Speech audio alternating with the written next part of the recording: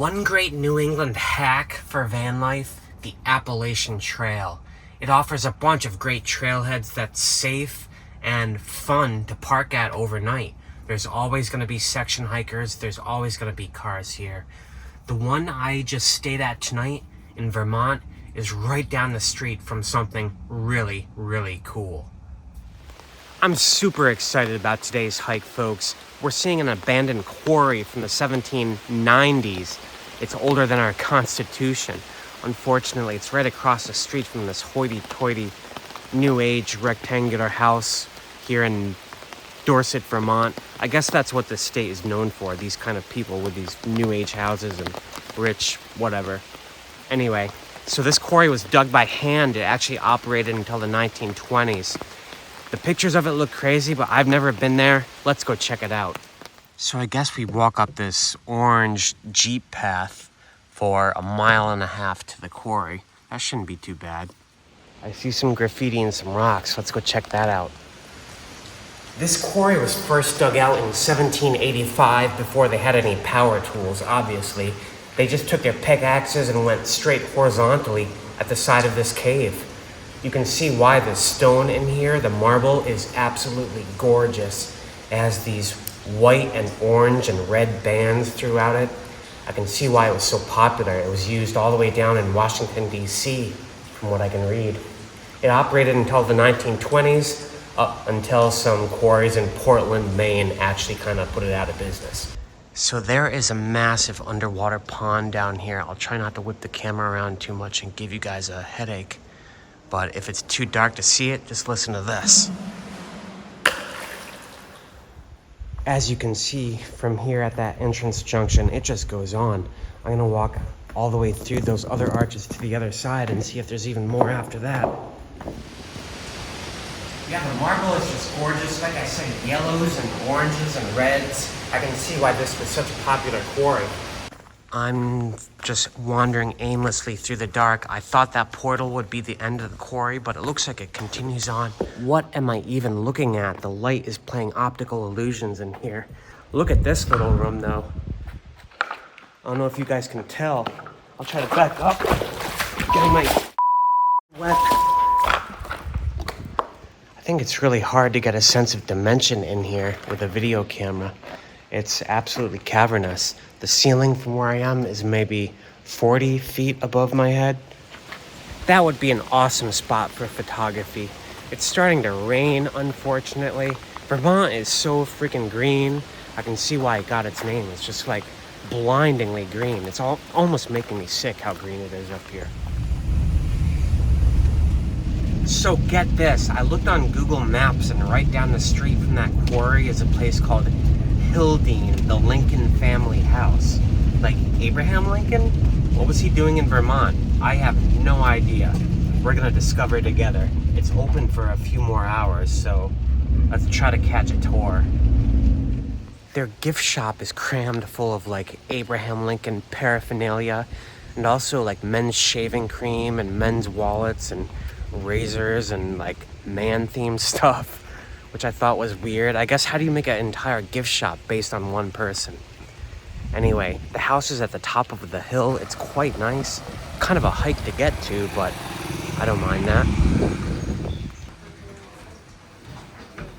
Thank you. So this was the home of Robert Lincoln, the son of President Lincoln. He bought this tract of land in 1903 to be his summer home. It stayed in the Lincoln family until the late 1970s. It was built in a Georgian style, which I guess Robert Lincoln picked up on one of his many travels. He was Secretary of War for 2 different presidents. Apparently, he also became president of the Pullman Car Company, the largest train car company in the world, and became incredibly wealthy. I did not know that. This house is pretty lavish and meticulously maintained. Even the butler had his own pantry and parlor.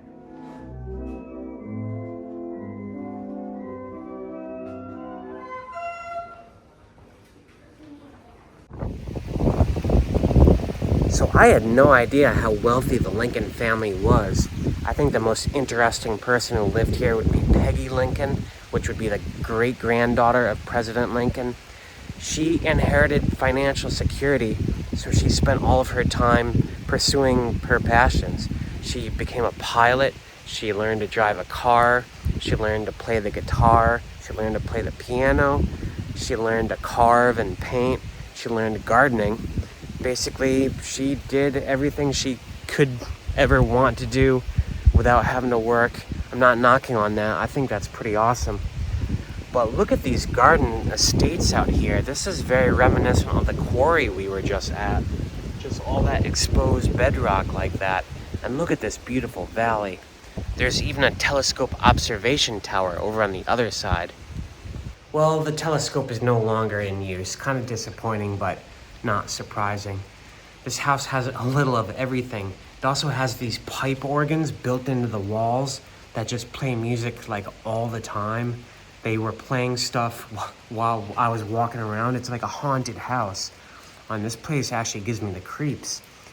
Hildene apparently means hill and stream in some language I already forgot. But yeah, this place is pretty cool. It's rainy as heck. I still have a lot of time to kill before sunset, so I'm gonna get back to the Death Star, roam around Vermont a little bit more. So only about 30 minutes from the Lincoln House is the Bennington Battlefield site. This was in 1777 during the Revolutionary War, a major American victory. Apparently it didn't take place in the modern day village of Bennington, Vermont. It took place in Hoosick, New York. But the battlefield itself is its own park up a long, winding, kooky road. Thankfully, there's an open information kiosk here. You can get a little bit of background about the Battle of Bennington. This was a precursor to the battles of Saratoga. General Burgoyne was marching down from Canada. He wanted to cut off New England, the rebellious colonies, from the rest of North America via the Hudson River. This was no small battle. 1,500 British soldiers versus 1,500 Americans. Battle lasted all day. They even have a replica of the type of cannon they used when the British were trying to defend this hill right here, which fell rather easily. Anyway, it's raining, it's pouring. This spot is a beautiful place to make war, but not a beautiful place to be out exposed to the elements. So you drive through the town of Hoosick Falls right after that Bennington Battle Monument. I couldn't help but pull over for a sign here that said here lies the grave of Natty Bumppo, or at least the guy who inspired Natty Bumppo. Natty Bumppo was the main character in Last of the Mohicans, if you remember. I'm gonna see if I can find his grave. Also buried here in Hoosick Falls, Grandma Moses, aka Anna Marie Robertson, who became a famous painter when she was featured on the cover of Time magazine in 1950. By that time, she was already 90 years old. It's a beautiful day. The rain has actually just stopped now, with 3 hours to kill before sunset. So I'm gonna keep driving south. I'm probably gonna be heading back into Massachusetts. I think I might try to boondock there tonight. So pretty fitting that I'm parked right next to a Pullman train car tonight. I was just at the president of that company's house earlier today, Robert Lincoln. So yeah, this ain't Massachusetts. I will be stealthing tonight. I'm in Albany. The sky was starting to look really good. The clouds have some texture. I kind of wanted to get a good shot. I thought the Albany skyline is pretty quirky and unique.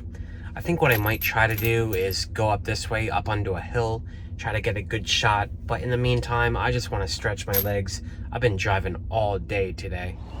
This road I'm walking has a lot of cool abandoned infrastructure right here alongside some creek that empties into the Hudson. I feel like I would like to explore this in another video, but it's so barbed wired off.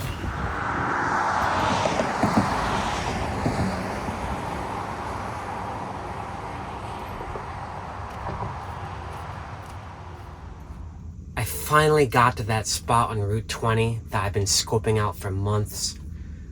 I waited and waited and waited for these overcast skies that have been lingering around all day long to break. Finally, they moved out of the way just as the sun was setting.